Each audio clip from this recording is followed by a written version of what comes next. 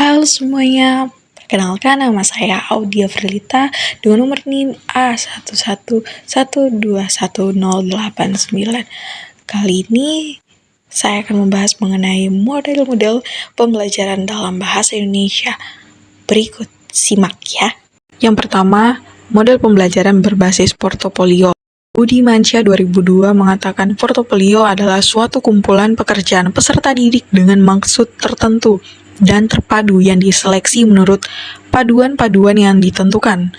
Portofolio biasanya merupakan karya terpilih dari seorang siswa. Menurut Giorgi 1995, portofolio yang efektif memiliki ciri-ciri sebagai berikut. Yang pertama, kontinu dan terus-menerus untuk melihat kemajuan belajar siswa dari waktu ke waktu.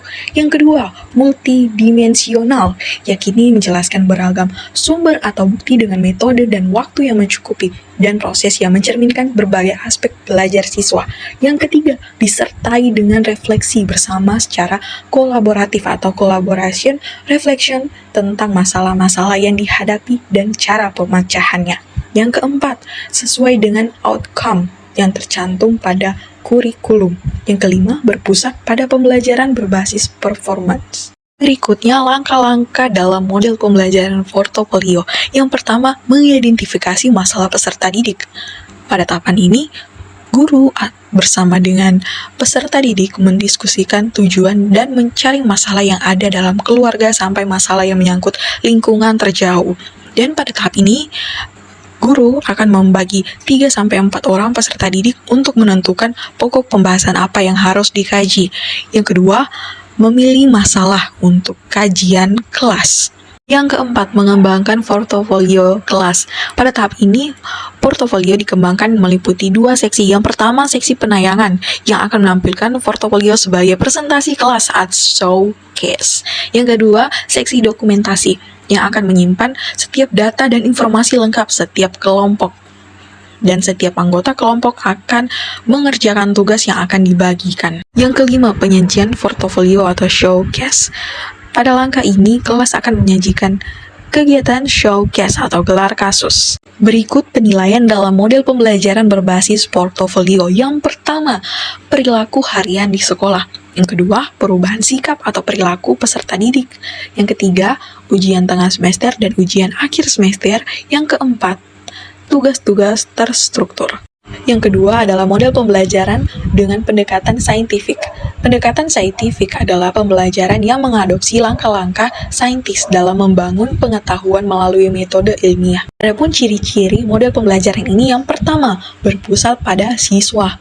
Yang kedua, melibatkan keterampilan proses sains dalam mengonstruksi konsep, hukum, atau prinsip.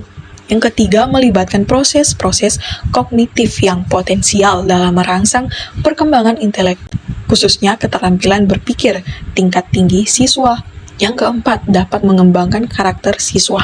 Langkah-langkah model pembelajaran saintifik. Yang pertama, melakukan pengamatan atas suatu fenomena. Kedua, mengajukan pertanyaan atau merumuskan berkaitan dengan fenomena yang diamati. Yang ketiga, menalar untuk mengajukan hipotesis. Keempat, merancang percobaan untuk mengumpulkan data. Yang kelima, mengumpulkan data dengan berbagai teknik. Keenam, menganalisis data untuk pengujian hipotesis. Yang ketujuh, menarik kesimpulan tentang kebenaran hipotesis. Yang kedelapan, mengkomunikasikan hasil yang telah diperoleh. Yang kesembilan, memvalidasi kesimpulan yang telah ditarik untuk menghindari terjadinya kesalahan konsep. Berikutnya, penilaian model pembelajaran saintifik, yaitu yang pertama, penilaian autentik. Penilaian autentik adalah penilaian yang mengharuskan siswa untuk menunjukkan pengetahuan, sikap, keterampilan, dan kemampuannya dalam situasi yang nyata atau real life situation. Pomham 1995 dan Buchart 2001. Yang kedua, penilaian sikap. Penilaian ini dilakukan melalui pengamatan, penilaian diri, penilaian antar teman, dan jurnal. Penilaian diri dan antar teman untuk menggali kelebihan atau kekurangan siswa. Jurnal sikap memuat catatan sikap di kelas maupun di luar kelas berkaitan dengan sikap dan perilaku, dan rekapan penilaian sikap dilaporkan kepada wali kelas menjadi bahan penilaian akhir tentang sikap. Yang ketiga, penilaian pengetahuan. Penilaian ini dilakukan melalui tes, baik itu tertulis maupun lisan, dan penugasan atau not test. Tes tertulis atau lisan dikembangkan berdasarkan indikator. Tes tertulis dilakukan melalui ujian. Yang keempat, penilaian keterampilan. Penilaian ini dilakukan melalui tes praktik atau proyek atau portofolio. Tes praktik menilai keterampilan konkret yang menuntut respon aktivitas atau perilaku sesuai kompetensi. Penilaian proyek mencakup perencanaan, pelaksanaan, dan pelaporan secara tertulis atau lisan, atau bentuk lain. Penilaian portofolio mencakup seluruh karya siswa dalam periode tertentu. Itulah tadi pemaparan mengenai berbagai model-model pembelajaran dalam bahasa Indonesia. Semoga video ini bisa membantu teman-teman. Sampai berjumpa di lain waktu. Terima kasih.